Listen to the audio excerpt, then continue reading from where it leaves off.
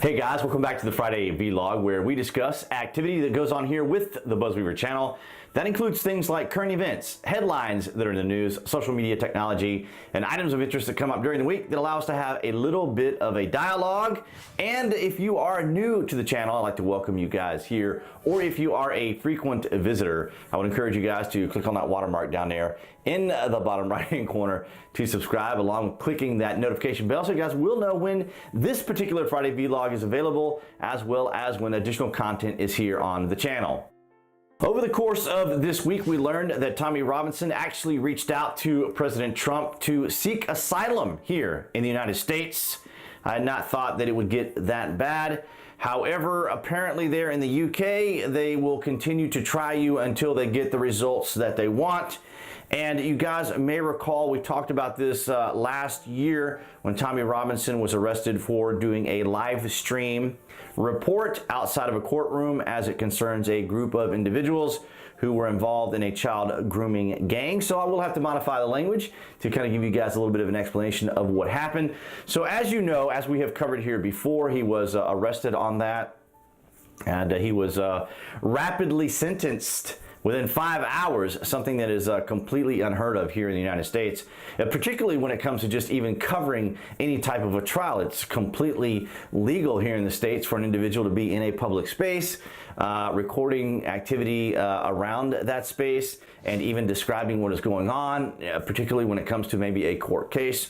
It's very rare that there would be any kind of an order out that would prohibit people from being able to be in a public space, at least here in the States. Thank goodness. It's one of the things, if you're a fellow American, one of the great freedoms that we have here in our country. So make yourselves available to that type of freedom if that's what you would like to exercise. But in the case of Tommy Robinson, this has been something that's been hashed over for quite some time, for well over a year now. It's just this court case, this ridiculous and absurd charge has just been the bane of his existence, and just a leveraging point for the state to pursue an individual citizen.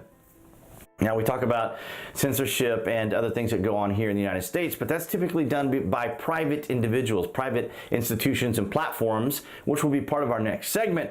But there in the UK, it is the government themselves that are pursuing Tommy Robinson. So here is the results of his court case. Now, he was charged with causing anxiety. Now, I can understand if you want to, say, pursue harassment and or stalking types of things, but causing anxiety seems to be kind of an interesting choice of words. To a child gang assaultist, I'm just going to have to use that term in place of what is there, by asking them how they feel about their trial as they were walking into court to hear their verdict. Now, this was already public information. There wasn't anything that Tommy was revealing that was secretive or was not out for the public interest for them to know about. This was already out there. He was actually reading from a BBC report, of course, which is the dominant media there in the UK. Breaching reporting restrictions, even though the court failed to communicate that there were any reporting restrictions in the way they are legally obliged to do so. So in other words, there weren't any notices out there that this was not to be covered, because again, this was already out in the public space.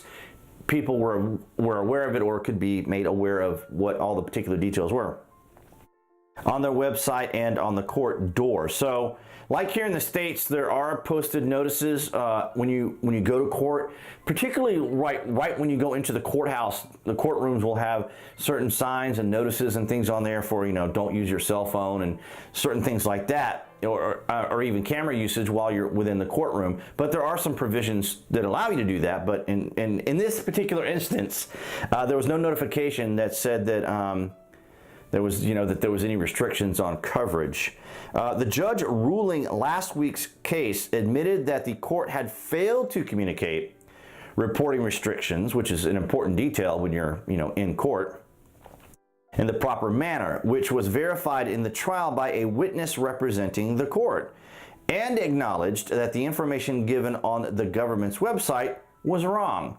So in other words, the authorities were wrong and it was clearly outlined that they didn't meet the standards that they were accusing someone of. So in this case, they didn't have a case. This would have been thrown out here in any state court, immediately, because there was no violation. In other words, the man didn't do anything wrong, at least not by American legal standards.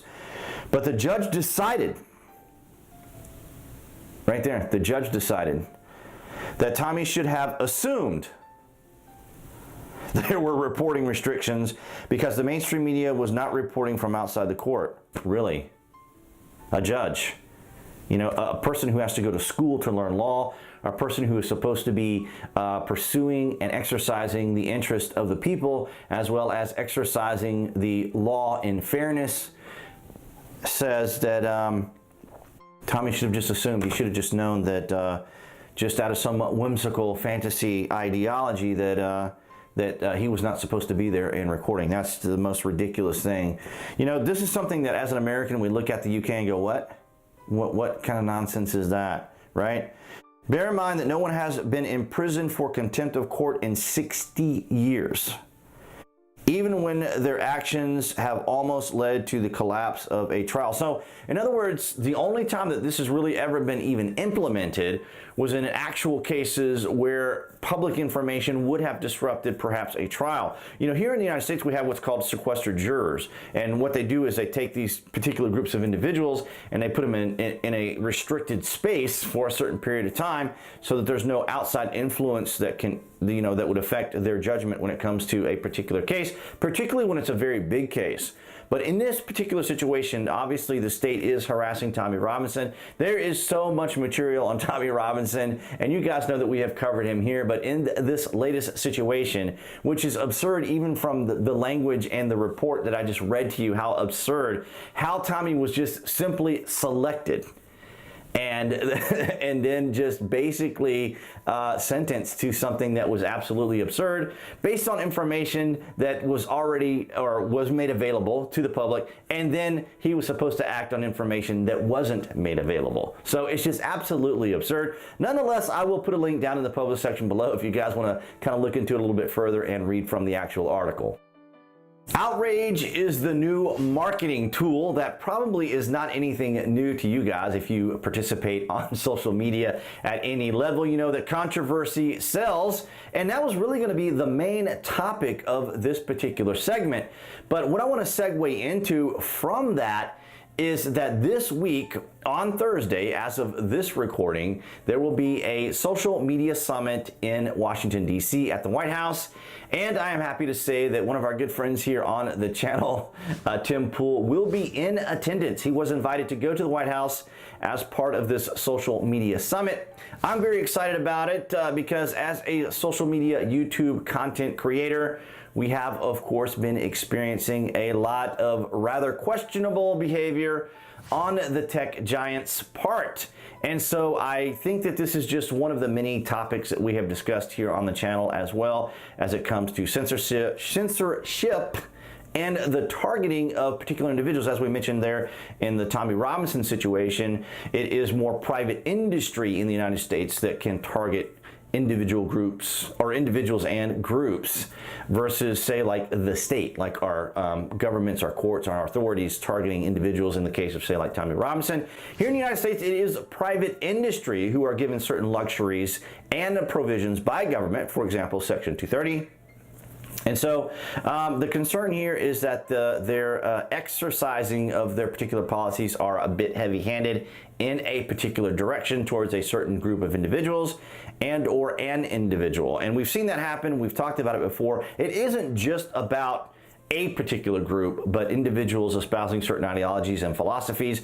And there's always, of course, the argument of it being, private companies exercising and protecting their property, as we have talked about Section 230, that protects platforms from being prosecuted because of what a particular individual on their platform has produced or espoused. But nonetheless, it is clear that even among the engineers, the designers, the programmers, and so forth within these tech spaces, they have openly come out and said that they do have a bias towards particular groups of individuals, which they can do.